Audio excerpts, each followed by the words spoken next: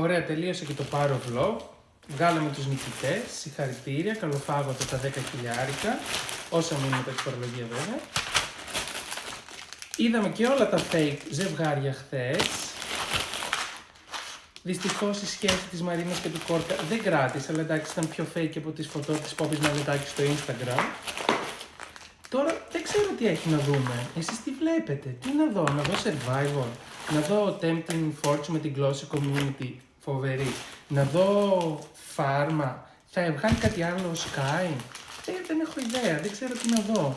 Έχει αφήσει μεγάλο κενό το Power Vlog και μέχρι να ξεκινήσει η 4η σεζόν, όπως υποσχέθηκε και η Καραβάτου χθες.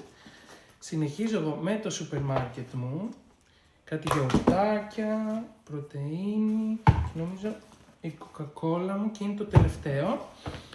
Για πείτε μου, γράψτε μου εδώ στα σχόλια, τι να βλέπω τώρα και τι βλέπετε εσείς.